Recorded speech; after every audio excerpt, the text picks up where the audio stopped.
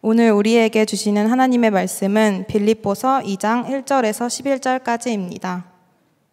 그러므로 그리스도 안에 무슨 권면이나 사랑의 무슨 위로나 성령의 무슨 교제나 긍휼이나 자비가 있거든 마음을 같이하여 같은 사랑을 가지고 뜻을 합하며 한 마음을 품어 아무 일에든지 다툼이나 허영으로 하지 말고 오직 겸손한 마음으로 각각 자기보다 남을 낮게 여기고 각각 자기 일을 돌볼 뿐더러 또한 각각 다른 사람들의 일을 돌보아 나의 기쁨을 충만하게 하라. 너희 안에 이 마음을 품으라. 곧 그리스도 예수의 마음이니 그는 근본 하나님의 본체시나 하나님과 동등됨을 취할 것으로 여기지 아니하시고 오히려 자기를 비워 종의 형체를 가지사 사람들과 같이 되셨고 사람의 모양으로 나타나사 자기를 낮추시고 죽기까지 복종하셨으니 곧 십자가에 죽으심이라. 이러므로 하나님이 그를 지극히 높여 모든 이름 위에 뛰어난 이름을 주사 하늘에 있는 자들과 땅에 있는 자들과 땅 아래에 있는 자들로 모든 무릎을 예수 이름에 꿇게 하시고 모든 입으로 예수 그리스도를 주라 시인하여 하나님 아버지께 영광을 돌리게 하셨느니라. 오늘은 만왕의 왕이신 예수님께서 나귀 새끼를 타고 예루살렘으로 입성하신 사건을 기억하는 그런 종려주일입니다. 그 당시에 유대인들이 예수님께서 예루살렘으로 나귀를 타고 들어가실 때 호산나 다윗의 자손이여 주의 이름으로 오시는 이여 가장 높은 곳에서 호산나 아주 크게 외치면서 종려나무 가지를 바닥에 깔고 예수님을 높이고 칭송했습니다. 근데 그들이 그렇게 예수님을 높여 찬양하고 칭송하면 할수록 예수님께서는 높은 자리를 향해 가지 않으시고 다른 방향으로 길을 가셨다는 거예요. 전혀 다른 삶의 방향으로 나아가셨다는 겁니다. 가장 낮은 자리, 순종, 십자가 죽음의 자리까지 나아가셨어요. 순종과 겸손의 길로 나아가셨습니다. 여러분 한번 상상해 보세요. 누군가 여러분을 높입니다. 여러분이 한 모든 일들을 너무 잘했다고 많은 사람 앞에서 칭송합니다. 여러분 그때 겸손할 수 있을까요? 그때 순종함으로 가장 낮은 자리로 나아갈 수 있을까요? 그런데 예수님이 그 길로 나아가셨다는 거예요. 우리는 분명히 머리로는 겸손과 순종의 삶이 얼마나 귀한지 우리 머리로 압니다. 그런데 진짜 질문이 있는 거죠. 정말 우리가 그 겸손과 순종의 가치를 살기를 원하는가? 그것을 그렇게 중요하게 여기면서 살아가고 있는가 하는 질문입니다. 여러분 겸손과 순종의 삶을 살기 원하세요? 오늘 종려주일에 예수님께서 우리에게 물으시는 질문입니다. 주님이 걸어가신 길이에요. 그리고 생명의 길이고 구원의 길이라는 것을 우리는 압니다. 그 길이. 그럼에도 불구하고 왜 우리는 다른 길로 가기를 원하는 걸까요? 우리가 살고 있는 이 사회는요, 자기를 잘 드러내는 삶 칭찬합니다. 사회로부터 인정받고 탁월함을 이루는 그 삶이 미덕이다, 정말 귀하다라고 가르치는 사회에서 살고 있어요. 그러니까 우리 청년들도 자기 노력 경주해서 될 수 있으면 다른 사람보다 앞서서 사는 거 그거 괜찮다. 사회로부터 그렇게 수없이 들으며 지금까지 여기까지 온 거죠. 아마 많은 청년들이 그렇게 얘기를 합니다. 목사님, 제가 노력해서 얻은 건데요, 제가 열심을 다해서 인정받은 삶인데요, 그래서 남보다 조금 더 앞서가는 삶, 뭐가 잘못입니까? 그래요, 일리가 있는 말이에요. 그런데 지금과 같은 경쟁 사회에서 내가 성실히 노력하면서 앞서 나가고 있다고 하십시다. 그러면 누군가가 뒤에서 아파하고 있다는 것을 우리가 기억해야 돼요. 그렇기 때문에 서로가 서로를 귀히 여기고, 서로가 서로의 삶의 가치를 인정해주고, 서로가 서로의 삶의 의미를 함께 이루어가는 삶, 그건 진짜 불가능한 걸까?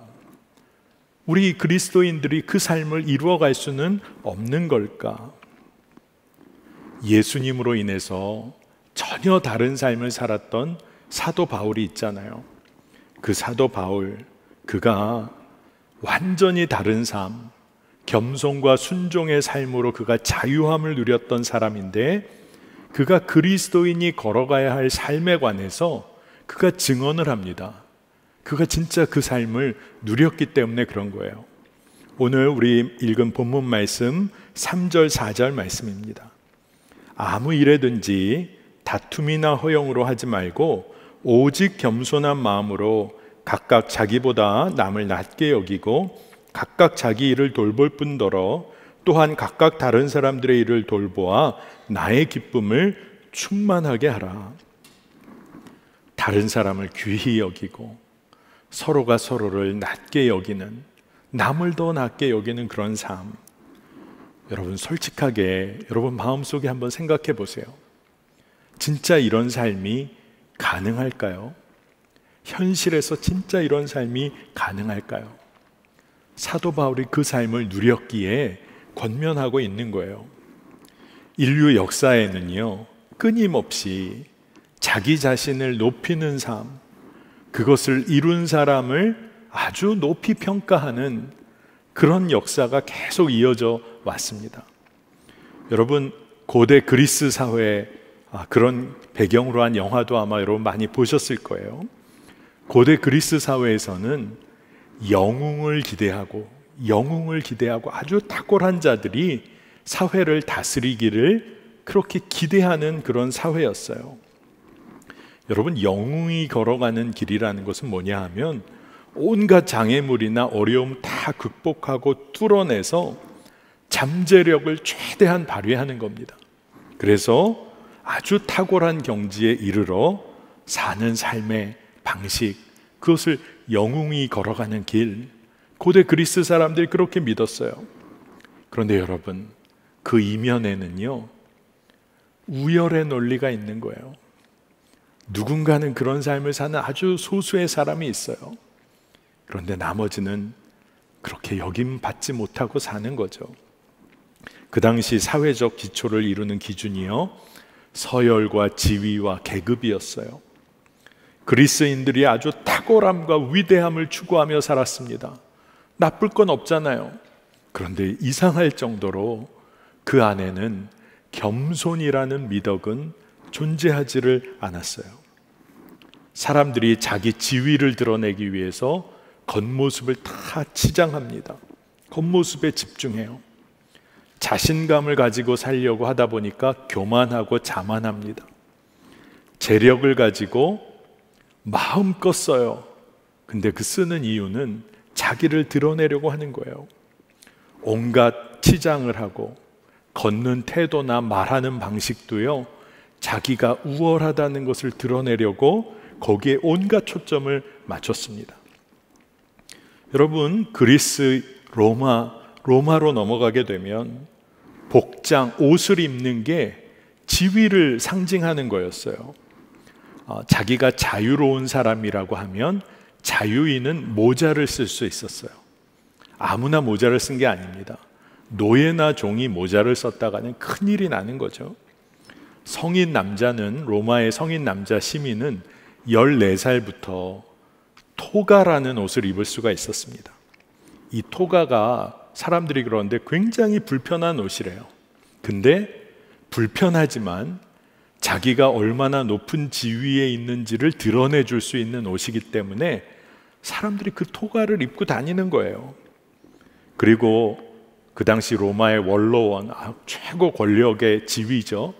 거기 있는 사람들은 토가를 입어도 자주색 띠를 이렇게 할 수 있었답니다. 그런데 그 밑에 기사단, 자주색 띠는 안 된다는 거예요. 다 구별해내는 거죠.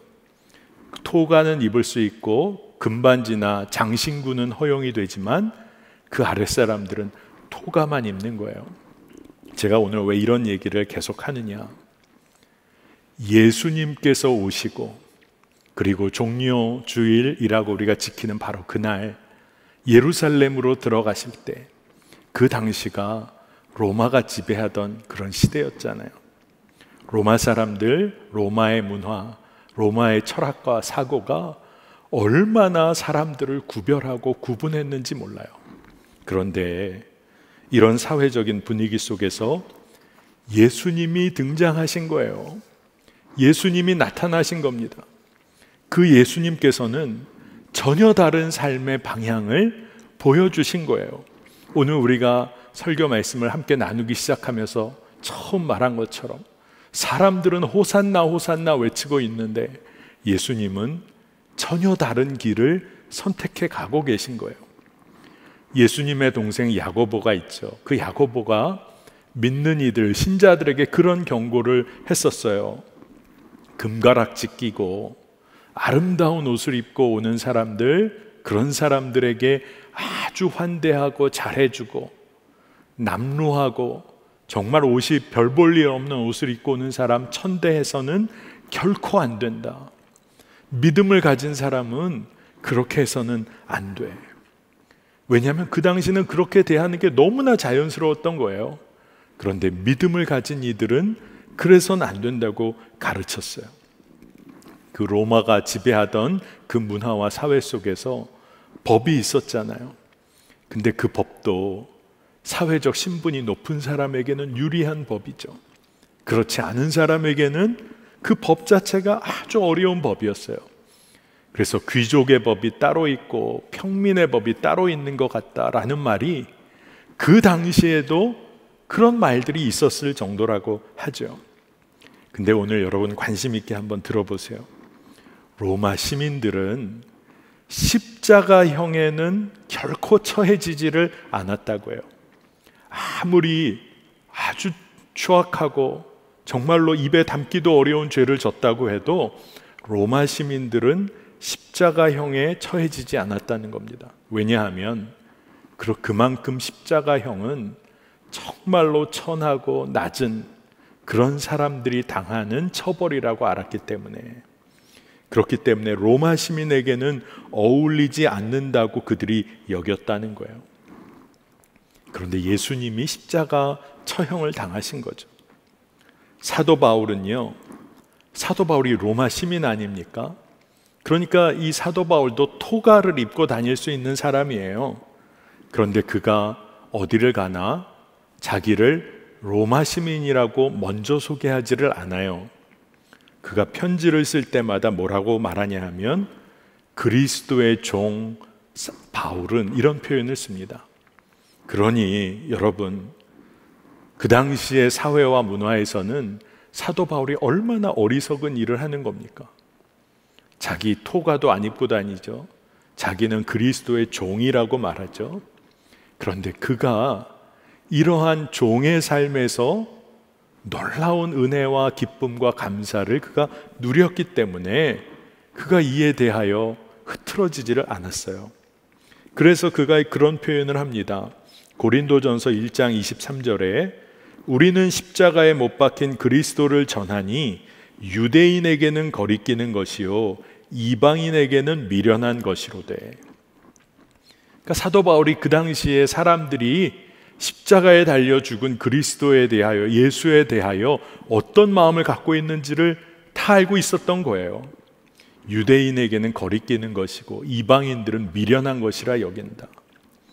그런데 유대 사람들, 하나님을 따른다고 했던 유대 사람들은 또 심지어 어떻게까지 생각했냐 하면 신명기 21장 23절의 한 부분을 보면 나무에 달린 자는 하나님께 저주를 받았음이니라. 그러니까 이 말씀은 뭐죠? 십자가에 달린 예수님에 대하여 그들이 어떤 마음을 가졌는지 사도 바울이 그리고 구약성서는 이미 다 이야기를 하고 있는 거예요.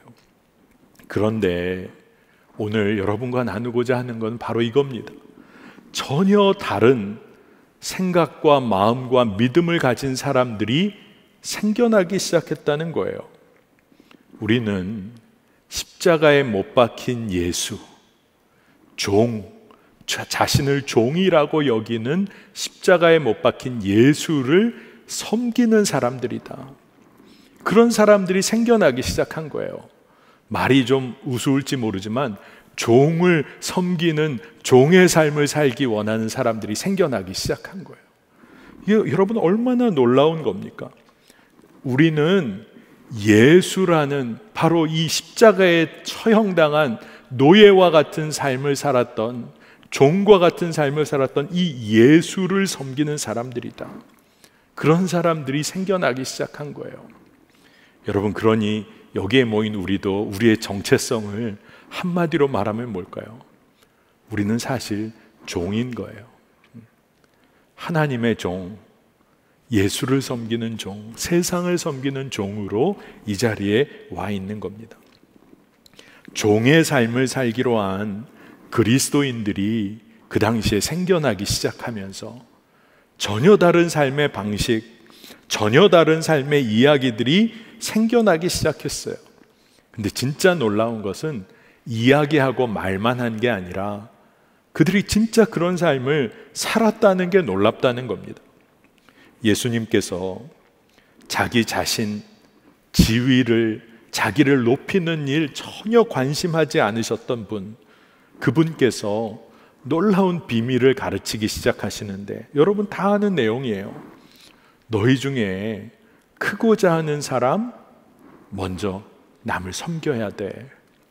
그 당시는 들어보지도 못했던 이야기인 거죠. 너희 중에 으뜸이 되고자 해, 1등이 되고 싶어? 그러면 가장 낮은 자리에서 종으로 섬기기를 먼저 해야 돼. 이게 예수님이 가르치기 시작한 거예요. 당시의 그리스 로마 문화에서는 모두가 영웅의 길을 걸어가기를 원했어요. 탁월한 삶을 살길 원했습니다. 그런데 예수님께서 말씀하시는 믿는 자 성도의 길은 가장 낮은 자리에서 걸어가는 길이었어요. 예수님이 뭘 가르치셨습니까? 경쟁하고 탁월함을 드러내는 삶 아니라 누구나가 귀한 하나님의 자녀라는 그 사실을 알려주신 거예요. 오늘 이 자리에 모인 모든 사람 한 사람 한 사람은 예수님으로 인하여 여러분은 본래적인 가치를 가지고 있어요. 하나님의 형상을 가진 모두가 여러분이 존귀한 자예요. 예수님이 그 이야기를 하고 계신 겁니다. 그리고 계속해서 예수님이 가르쳐 주시는 거예요. 우리가 이 자리에 있는 이유가 자기 실현, 내가 꿈꾸는 거 실현하기 위해서 이 자리에 있는 게 아니라 다른 사람을 섬기기 위해서, 타자를, 이웃을 위한 삶으로 우리가 부름받은 거야. 그 이야기를 가르치셨어요. 마가복음 10장 45절 말씀입니다. 인자가 온 것은 섬김을 받으려 함이 아니라 도리어 섬기려 하고 자기 목숨을 많은 사람의 대속물로 주려 함이니라. 예수님께서 이 말씀을 하신 이유가 뭘까요? 우리가 어떤 목적으로 이 땅에 창조되었는지를 정확히 알아야 이리저리 휩쓸리고 흔들리지 않고 아파하지 않는다는 거예요. 우리 청년들, 이 청년 시기에 가장 마음 아픈 것이 아마 내 뜻대로 잘 안 되고 내가 꿈꾼 것 하나하나 이루어가지 못하는 것 같고, 심지어 젊은 청년의 시기를 보내고 있으면서도 인생이 이미 다 정해진 것 같은 그런 마음에 아파하고 상처받을 때가 너무나 많잖아요. 그런데 예수님께서는 전혀 다른 말씀을 해주세요. 자기 자신 위에 사는 인생이 원래 아니었어. 그거 원래 아니야. 다른 이를 섬기는 삶, 하나님을 깊이 사랑하는 삶, 그것으로 부름받은 존재라고 말씀해주고 계신 거예요. 그러니 무엇을 우리에게 가르치십니까? 자기 영광 위에 살지 말고 하나님의 영광을 위해서 살아봐. 그러면 진짜 기쁨을 맛보게 될 거야. 이게 예수님이 우리에게 알려주시는 거예요. 자기 뜻 고집하지 않고 하나님께 완전히 맡긴 삶을 살아보라는 겁니다. 여러분 한번 잘 생각해 보세요. 하나님께 내 삶을 완전히 맡겨야 여러분이 섬길 때 진짜 기쁨을 맛볼 수 있는 거예요. 예수님이 이것을 제자들에게, 예수님을 따르는 이들에게 가르치시고 가르치셨어요. 진짜 다른 삶을 가르치신 거죠. 예수님이 종려주일 예루살렘 입성하신 그 이후에 십자가에 달려 고난받으시기 바로 전날에 마지막 저녁 식사를 제자들과 하셨잖아요. 그리고 나서 저녁 식사를 마치신 다음에 무슨 일을 하셨는지 여러분 기억하시죠? 예수님이 직접 제자들의 발을 씻어 주셨습니다. 그래서 그렇게 하시려고 할 때 우리가 기억하는 것처럼 베드로가 아주 강하게 말하잖아요. 예수님, 어떻게 제 발을 씻기십니까? 제 발은 절대 못 씻기십니다. 그런데 예수님이 하시는 말씀, 이 어떻게 보면 제자로서 당연한 반응일지도 몰라요. 그런데 예수님은 좀 단호하게 말씀을 하십니다. 요한복음 13장 8절의 후반부입니다. 내가 너를 씻기지 아니하면 네가 나와 상관이 없느니라. 예수님은 너무나 단호하게 말씀하셨어요. 근데 이 말씀은 사실 어떤 내용이냐 하면 네가 나의 사랑과 섬김을 누려야 돼.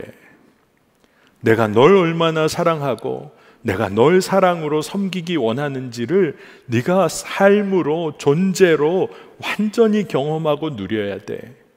그래야 나와 관계가 있는 사람이야. 이 이야기를 예수님이 해주신 거예요.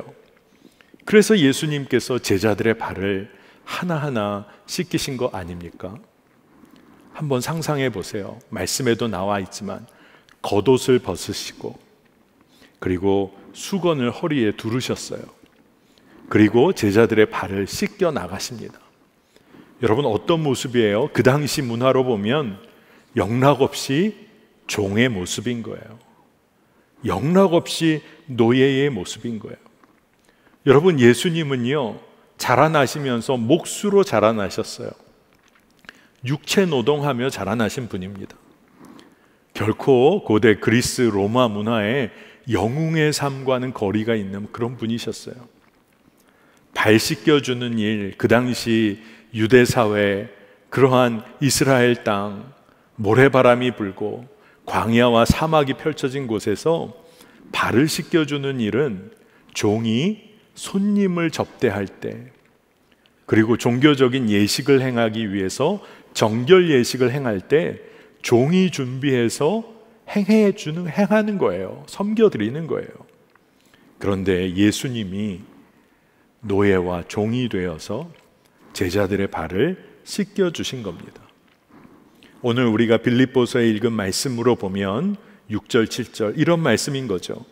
그는 근본 하나님의 본체시나 하나님과 동등됨을 취할 것으로 여기지 아니하시고 오히려 자기를 비워 종의 형체를 가지사 사람들과 같이 되셨고. 아멘입니다. 사도 바울이 증언하고 있는 거예요. 왜냐하면 사도 바울이 예수님으로 인하여 변화된 삶을 너무나 분명하게 경험한 사람이었기 때문에 그가 뭐라고 증언했냐 하면 하나님과 동등됨을 취하시나 스스로 종의 모습을 선택한 바로 그 사건, 예수님이 그 놀라운 사건의 주인공이시다, 이 이야기를 하는 겁니다. 그런데 말씀을 묵상하면서 참 놀라운 사실이 붙잡아지더라고요.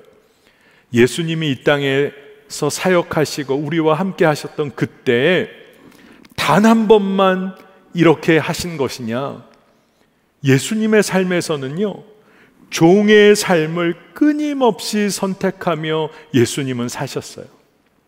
하나님과 동등됨을 취하시는 분이시지만 정말로 많은 사람들을 만날 때마다 종의 자리를 선택하셨어요. 그리고 그런 삶을 끊임없이 살아가신 겁니다. 여러분, 어떻게 한 영혼을, 한 존재를 향하여 이렇게 끊임없이 사랑만 하고 살 수 있는 걸까요? 예수님께서 하나님 아버지의 사랑을 품으셨기 때문에 그런 거죠. 그리고 예수님이 그 사랑을 그대로 살아내실 때마다 부어지는 기쁨과 감사가 충만하셨기 때문 아닙니까? 여러분, 놀라운 일이에요. 우리의 구원자로, 그리고 하나님의 아들이셨던 그 예수님께서 자신을 배반할 유다의 발도 씻기셨어요. 그날 밤에 자기를 팔아버릴 유다의 발도 종이 되어 씻겨주셨어요. 여러분, 근데 유다를 언급할 필요도 없겠더라고요. 예수님께서 우리 모두의 발을 씻기신 거예요. 여러분, 예수님이 누구세요? 그 당시의 사회와 문화의 눈으로 보면 예수님은 사회적으로, 법적으로, 그런 지위로 보면 완전히 바닥인 십자가 처형을 받아야 하는 자리까지 예수님이 내려가셨어요. 선택하신 거죠. 예수님이 마지막으로 도달하고 다다를 마지막 종착지가 어디죠? 사람들이 전혀 평가하지 않는 삶, 뭐 천하다 하찮다 이런 말조차도 불필요할 정도로 십자가 처형 받은 사람, 이 말 하나면 그의 삶이 얼마나 비참한지를 설명하고도 남을 바로 그 자리까지, 그 죽음의 자리까지 예수님이 나아가신 거예요. 그래서 오늘 8절 말씀에 사람의 모양으로 나타나사 자기를 낮추시고 죽기까지 복종하셨으니 곧 십자가에 죽으심이라. 여러분, 놀라운 사실, 믿겨지지 않는 사실이 이 예수님께서 이 십자가의 자리로 나아가기 위해서 오늘 우리가 종려주일로 지킨 바로 오늘과 같은 그 당시의 그날 예루살렘으로 스스로 들어가셨다는 거예요. 사람들은 엄청나게 예수님을 기대하고 높여드리고 있어요. 그러나 예수님이 가시고자 하는 길은 너무나 분명했고 너무나 다른 자리, 스스로 가장 낮은 자리, 누구도 따라올 수 없는 죽음의 자리, 순종의 자리로 예수님이 나아가신 거예요. 그런데 바로 우리 한 사람을 위해서 나아가신 거죠. 우리 한 사람을 위해서 모든 것을 내어주신 거예요. 세상적인 기준으로 보면 여러분, 한 사람을 위해서 모든 것을 쏟아붓는 것을 뭐라고 할까요? 낭비라고 하죠. 낭비. 한 사람을 위해서 왜 그 모든 것을 다 쏟아부어? 그런데 주님의 마음을 우리가 조금이라도 이해한다면 그것은 그냥 낭비가 아니에요. 거룩한 낭비인 것입니다. 여러분, 거룩한 낭비, 그것이 우리에게 부어진 거예요. 최근에 장로 아카데미 강의를 섬길 일이 있었어요.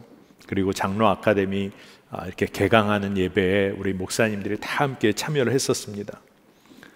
그런데 그 예배 때 담임 목사님이 거룩한 낭비에 관한 이야기를 장로 아카데미와도 연관해서 말씀을 하시더라고요. 그래서 저도 기억이 났어요.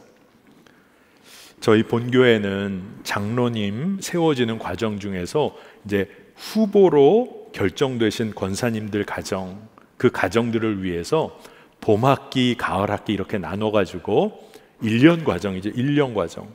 토요일 오후 2시에 모여서 한 4시, 4시 반까지 2개의 강의를 계속 공부하고 책도 읽고 그리고 토론도 하고 또 실제적으로 동행일기 쓰는 일, 모든 훈련을 받습니다.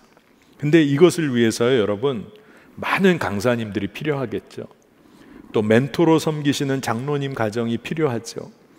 또 준비팀으로 섬기는 장로님들이 또 계세요.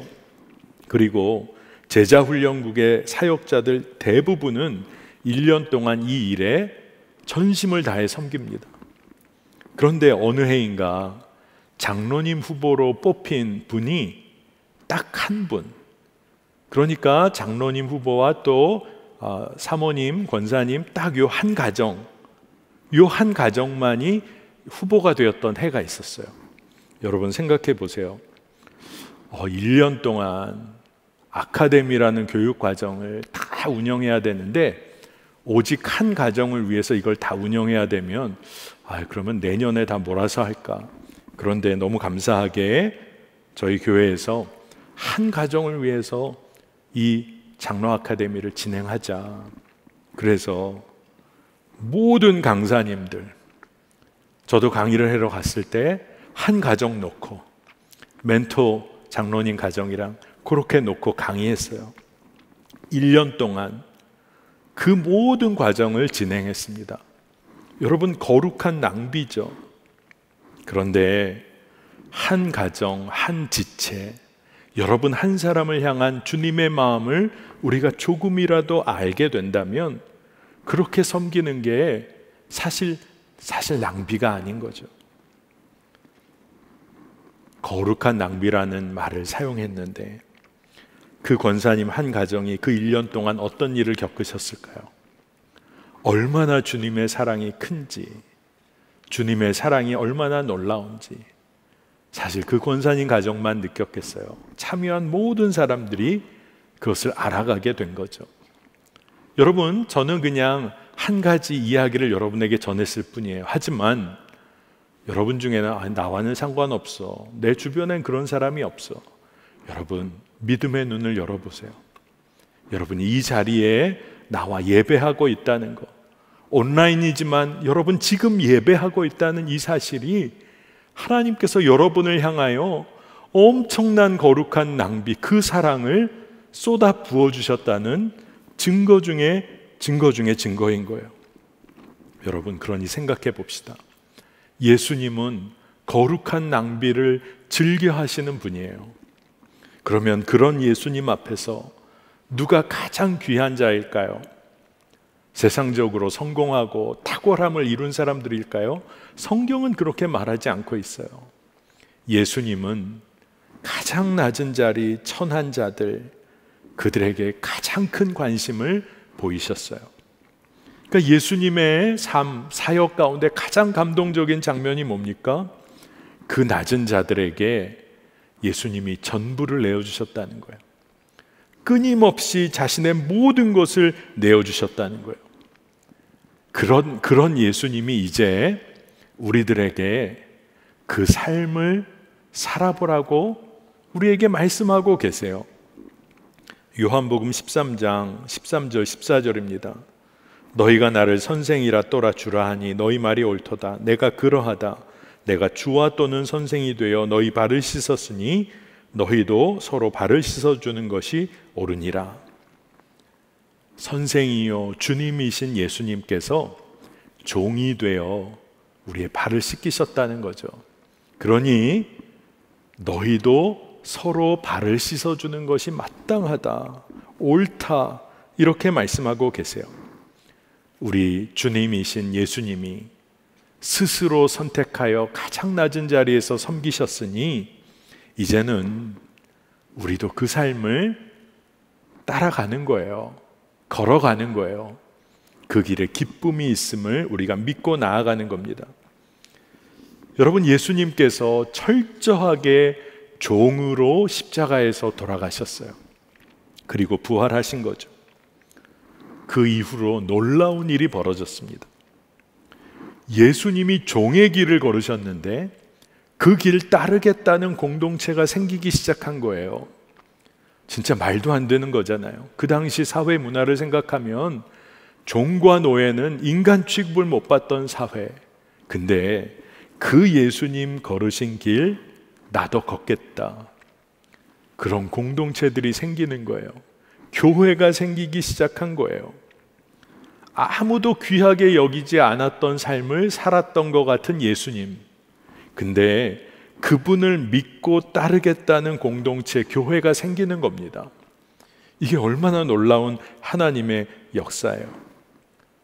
종으로만 살고 끝난 인생 같았는데 그 예수님을 주님으로, 그리스도로 고백하는 이들이 생겨나고, 그리고 그 예수의 말씀대로 살기를 원하는 사람들이 모여 예배하기 시작한 거예요. 오늘 우리가 읽은 사도 바울의 증언과 정확하게 일치합니다. 오늘 빌립보서 2장 10절 11절 말씀입니다.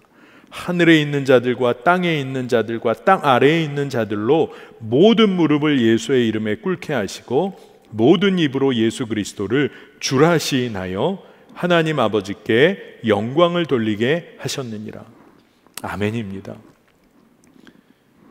여러분 한번 상상해 보세요. 그 당시에 로마 사회는 이 공동체, 그때는 뭐 교회라는 이름도 안 붙어 있었겠죠. 그런데 이 공동체를 어떻게 이해하고 분류해야 할지 난감했어요. 왜냐하면 자신들이 믿고 좋다고 여기는 가치와는 전혀 다른 삶을 사는 사람들이니까 이걸 도대체 이게 뭐지? 영웅을 선호하고 강자를 선호했던 그런 문화와 다르게 다른 사람을 위해서 모든 것을 내어주는 삶을 기뻐하는 사람들의 공동체, 이걸 어떻게 이해할 수 있을까? 그러면서 로마 사회에도 균열이 일어나기 시작하는 거예요. 진짜 예수님 바라보고 사랑하고 섬기는 사람들을 통해서 견고하게 보였던 로마 사회에 균열이 생기기 시작하는 거예요. 여러분, 사랑이, 섬김이 놀라운 힘을 발휘합니다. 사도행전에는 정말 복음이 전파되는 놀라운 사건들이 증언처럼 다 기록되어 있죠. 그런데 오늘 우리가 읽었던 빌립보서, 로마 식민지였던 빌립보의 사도 바울이 그곳에서 체포되어서 매를 심하게 맞았던 사건이 사도행전에 기록이 되어 있습니다. 그런데 특이한 게 석방이 된 다음에야, 심하게 매를 맞고 석방이 된 후에야 바울이 그때가 돼서야 자기가 로마 시민이라고 밝힙니다. 그러니까 그 말을 듣고 그 관리들이 엄청 두려워했어요. 그리고 사과합니다. 이 일이 커지지 않기 위해서. 여러분, 왜 바울이 매 맞기 전에 말했으면 매 안 맞았을 거 아니에요. 그래도 문제가 쉽게 해결됐을 거 아니에요. 근데 왜 바울은 매 맞기 전에 이 사실을 알리지 않았을까? 그가 이미 자기 특권만 누리며 사는 자기중심적인 삶을 그가 이미 포기했기 때문에 그래요. 그리고 그는 오히려 믿음 안에 형제 자매들이 겪을 고난을 기억했기 때문에 그런 거예요. 그는 고난을 면하려고 하지 않았어요.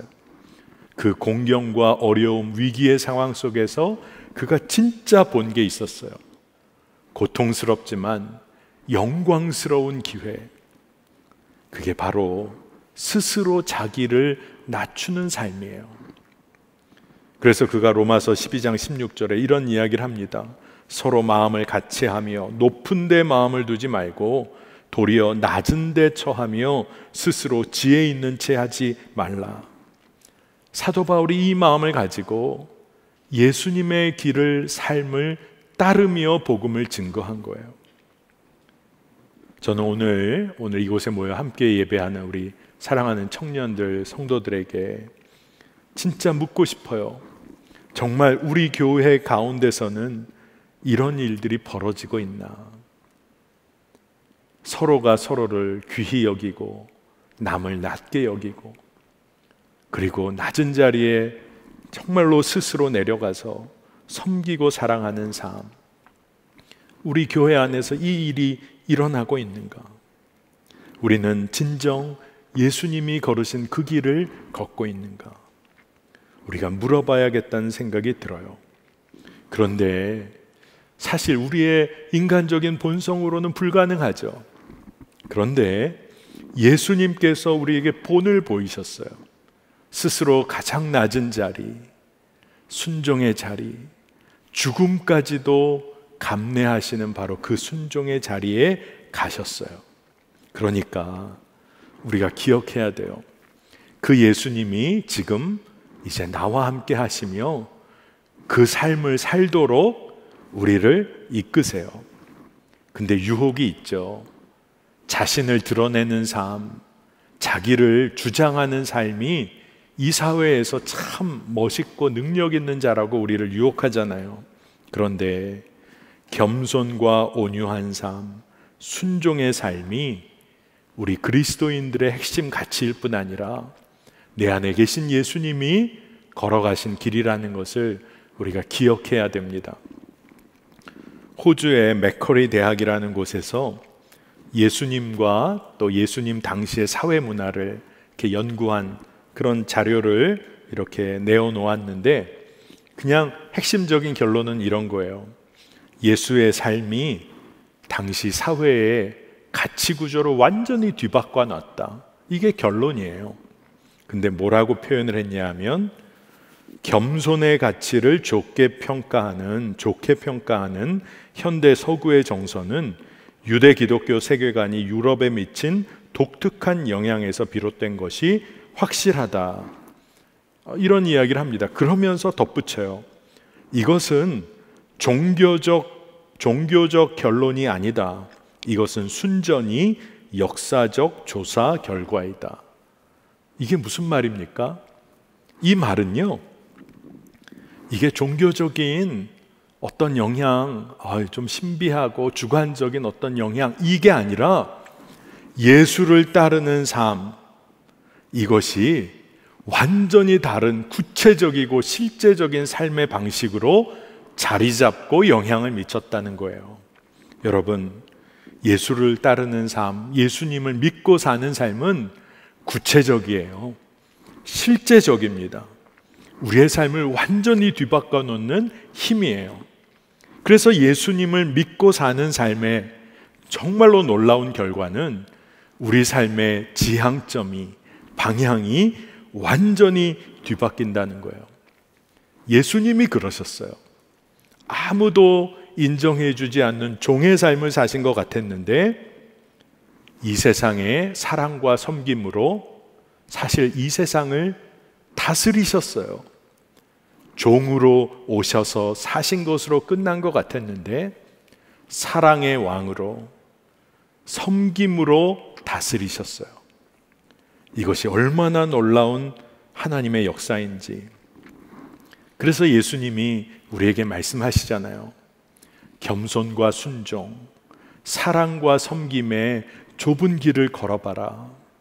그런데 그 길이 하나님의 나라를 생명으로 인도하는 길이야. 이게 우리에게 알려주신 거예요. 그런데 우리가 좀 불안한 거죠. 두려운 거죠. 겸손과 순종, 사랑과 섬김으로 진짜 기쁠까? 진짜 감사할까? 근데 여러분, 그 좁은 길에서 우리가 주님의 마음을 가장 정확하게 알 수 있기 때문에 그래요.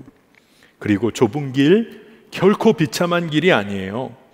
주님을 가장 정확히 누리게 되기 때문에 그 길은 기쁨의 길이에요. 저희 교회에 김대영 권사님이라고 계셨어요. 이분이 젊은 시절에 방황하는 인생이 있으셨다고 그렇게 간증을 하셨어요. 방탕한 삶이 있으셨다 고백하셨어요. 그런데 정말 주님을 만나고 주님을 모시고 사는 삶을 살면서 그의 인생이 완전히 뒤바뀌어졌는데, 그가 선교의 꿈을 가지고 중국에 선교사로 나가서 중국 나병인들, 정말로 한센시 병에 걸려서 고통받는 이들을 섬기는 일을 위해서 준비하고 또 그 일을 위하여 중국을 오고 가시기도 하셨어요.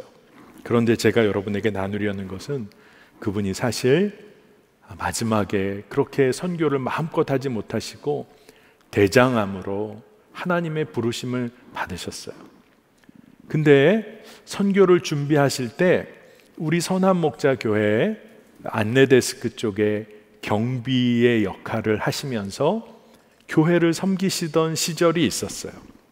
근데 제가 기억하고 있는 것 중에 하나가, 한 번은 금요 성령 집회 때 간증을 하시는데 자신을 뭐라고 소개를 하셨냐 하면, 저는 하나님의 성전을 파수하는 주의 종 김대영 권사입니다 라고 고백을 하시더라고요.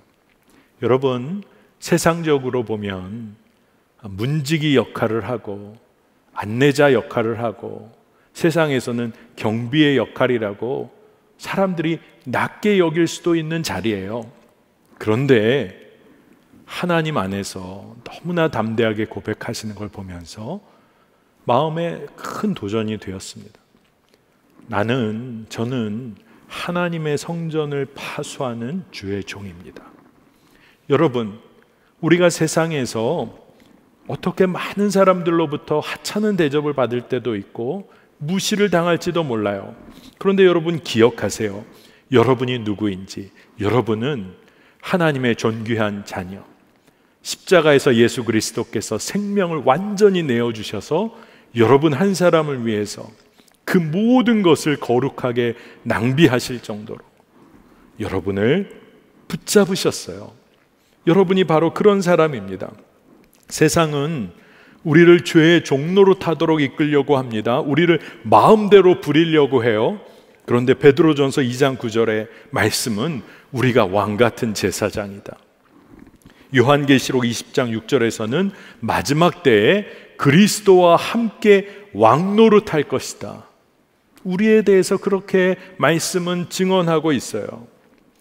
여러분, 우리에게 주어진 삶이 너무나 분명해요. 종의 길을 걸어가는 거예요. 그런데 그 종의 길로 끝나지 않아요.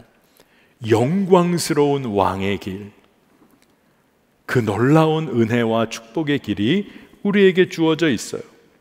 주님이 걸으신 길을 주님과 함께 걷는 거예요. 그리고 나서 종의 길을 걸으셨던 그 주님께서 영광스러운 왕으로 이 온 우주 만물을 다스리시는 그 놀라운 영광에 우리가 참여하게 되는 겁니다. 여러분, 그 기쁨을 우리가 함께 누리게 되기를 원합니다. 오늘 종려주일로 우리가 예배를 드리게 됐는데 우리가 무엇을 기억하고 기도해야 할까? 그 주님이 걸으신 겸손과 순종의 길을 걷게 해달라고 그렇게 좀 기도했으면 좋겠어요. 여러분, 이 시간 우리 마음을 모아서 함께 좀 기도하는 시간을 가집시다. 주님께서 겸손과 순종의 길을 걸으셨는데 우리도 그 길을 걷게 하소서. 겸손과 순종의 길을 걸을 때 주님 담대함을 주시고 기쁨을 허락하여 주소서. 우리가 섬겨야 할 때 섬김이 필요한 이들의 손과 발이 되게 하여 주시고 그들 위해 사랑으로 행하는 자 되게 하여 주소서. 여러분, 꼭 그렇게 기도해 주면 좋겠어요. 종이나 영광스러운 왕으로 우리에게 오신 그 주님, 그 예수 그리스도와 동행하는 기쁨을 놓치지 않게 하여 주시옵소서. 우리 이 시간에 주의 이름 한번 부르고 기도하겠습니다. 주여, 하나님 감사합니다. 예수 그리스도께서 걸으신 그 겸손과 순종의 길, 그 십자가의 길 걷기를 원합니다. 그 길을 걸을 때 우리 청년들 성도들에게 주여 담대함과 기쁨을 허락하여 주소서. 섬김이 필요한 이들의 손과 발이 되는 일이 우리의 기쁨이 되게 하여 주시고 그들을 위하여 사랑으로 행하는 자로 살게 하여 주시기를 원합니다. 하나님, 종으로 오셨으나 영광스러운 왕이신 예수 그리스도, 그분과 동행하는 삶의 기쁨을 놓치지 않게 하여 주소서. 세상 가운데 자신을 드러내며 살라고 우리를 유혹하고 우리에게 죄의 종로로 타도록 우리를 이끌려고 하지만 우리가 왕같은 제사장이요 그리스도와 더불어 왕노릇하게 될 주의 자녀임을, 주의 백성임을 우리가 놓치지 않도록 인도하여 주셔서 하나님, 십자가를 묵상할 때마다 우리가 종이지만 주여 왕의 삶을 사는 주의 길을 걷게 하여 주시기를 원합니다. 하나님, 그것이 우리의 기쁨이 되게 하여 주소서. 순종의 길, 겸손의 길을 걸을 때마다 그것이 우리에게 말할 수 없는 기쁨과 감동이 되게 하여 주시고 그것이 주님을 따르는 길임을 분명히 믿고 누리게 하여 주셔서 우리 청년들의 삶 가운데 모든 묶임이 풀려지고 세상 가운데서 자유한 자의 삶을 살게 하소서. 예수로 변화된 삶을 우리가 누리게 하여 주시기를 간절히 원합니다. 하나님, 은혜를 감사드립니다. 우리가 예수님으로 인하여 변화된 인생, 자유를 누리는 인생 살게 하신 그 놀라운 은혜에 놓여있는 자임을 고백합니다. 오늘 종려주일 주의 이름을 높여드리길 원합니다. 주여, 이 땅의 만왕의 왕으로 오신 그분이 종의 삶을 선택하셔서 죽음의 그 모든 자리에까지 자신을 완전히 내어주신 그 사랑, 그 사랑으로 우리 한 사람 한 사람을 붙잡아 주셨음, 오늘 우리가 기억하며 주의 이름을 높여드리기를 원합니다. 이제 주님 걸으신 그 겸손과 순종의 길, 우리가 담대하게 걷기를 원하고 기쁨으로 함께 걸어가기를 원합니다. 우리에게 그 길에 초대해 주신 주님께서 그 길을 넉넉히 걷도록 우리를 사용하실 줄 믿습니다. 주여, 도움이 필요한 이들, 섬김이 필요한 이들이 주변에 많습니다. 그들을 사랑으로 섬길 때 우리가 주님의 손과 발이 되기를 원하고 그것이 우리의 기쁨이 되게 하여 주시며, 사랑하는 젊은이 교회 청년들이 주님의 손과 발이 되어 주님께 영광을 올려드리는 모든 지체들 되게 하여 주옵소서. 종이지만, 종으로 이 땅에서 사셨지만 영광스러운 왕이신 주님과 동행하는 기쁨을 놓치지 않게 하여 주시고 그것이 우리의 간증이 되게 하여 주옵소서. 오늘 이 주일 예배에 함께 예배하며 주님께서 허락하신 그 놀라운 은혜에 감사하여 예물을 구별하여 바친 손길들이 있습니다. 주님 축복하여 주시고 그 삶을 구별하여 주님 영광의 도구로 사용하여 주시며, 하나님 드릴 것은 없지만 마음과 삶을 드린 모든 청년들과 성도들의 삶을 주님 붙잡아 주셔서 평생 나누고 베푸는 인생이 되게 하여 주옵소서. 선교지의 모든 선교사님들 붙잡아 주시고 주님 그곳에서 드려지는 예배 주님 흠양하여 주시고 하나님 그 땅에 주의 역사를 일으켜 주옵소서. 이제 다가오는 또 한 주간 저희가 십자가 부흥회로 모입니다. 사랑하는 청년들과 성도들의 심령에 주의 마음을 넘치도록 부어주셔서 주의 길을 따라 좁은 길 걷는 것이 우리의 기쁨이 되게 하여 주옵소서.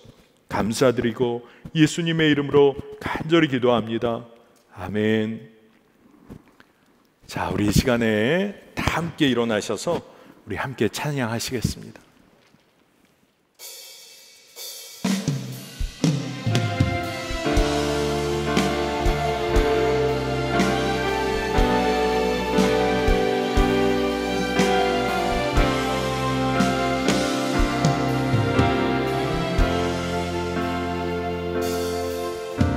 주님과 함께하는 이 고요한 시간, 주님의 보좌 앞에 내 마음을 쏟네.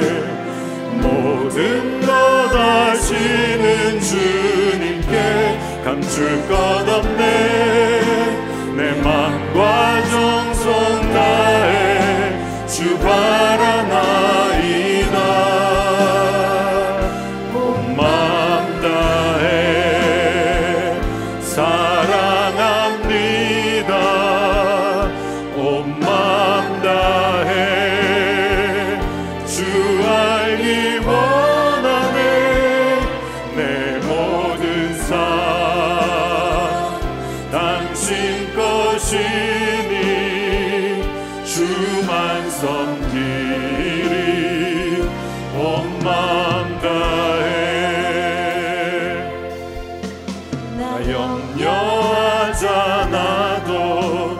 쓸 것 아시니 나 오직 주의 얼굴 구하게 하소서. 다 이해할 수 없을 때라도 감사하며 날마다 순종하며 주 따르오리다.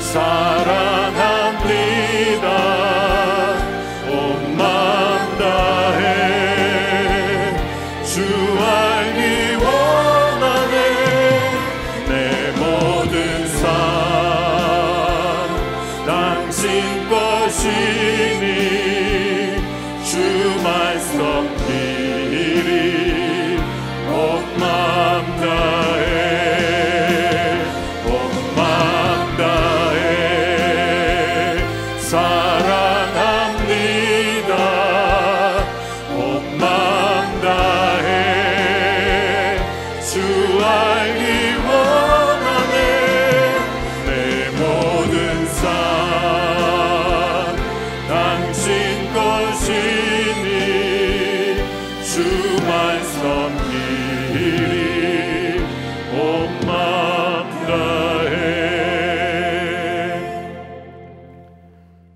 지금은 우리 주 예수 그리스도의 은혜와 하나님 아버지의 놀라우신 사랑하심과 성령님께서 우리 안에서 교통하시고 내주하심이 이제 오로지 주님 걸으신 겸손과 순종의 길, 기쁨으로 걷기 원하는 사랑하는 청년들, 성도들의 삶 위에 지금으로부터 영원토록 함께 하시기를 간절히 축원하옵나이다.